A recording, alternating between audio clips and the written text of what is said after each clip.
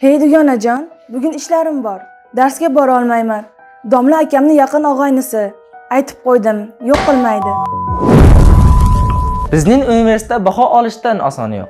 3 ga 40 ming, 4 ga 70 ming, 5 ga 100 ming.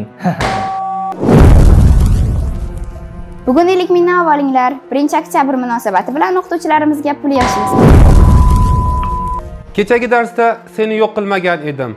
Qaytishingda yarimta nonga ikkisi kabob qo'ydirib kelgan, tushlikka chiqa olmagan edim. O'qishni bitirishimga ish tayyor. Dadam soqqasini berib qo'ygan. Tanish-bilishchilikdan davlat va jamiyat manfaatlariga ziyon yetkazmaslik, qonunlarga, insonning qadr-qimmatiga rahna solmaslik kerak. O'zining g'arazli maqsadlari uchun har qanday tubanlikdan tap tortmaydigan mas'ul shaxs nafaqat oliy o'quv dargohlarida, shu bilan bir qatorda butun jamiyatga ziyon yetkazadi. Korrupsiya so'zi sotish va sotilish degan ma'nolarni anglatadi.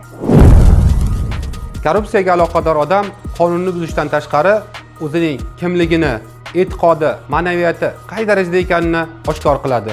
Bunday odam nafaqat moliyaviy ziyon zahmat yetkazadi, balki davlatni, demokratiyani behurmat qilib, obro'sini to'kadi. Unga non tuz berib katta qilgan, ilm va hunar, obro' va mansab bergan el yurtning yuziga oyoq qo'yadi. Adolatsizlik, qonunga hurmatsizlik, kasb va amalga, ishonchga xiyonat qilib bo'lmasligini tushungan.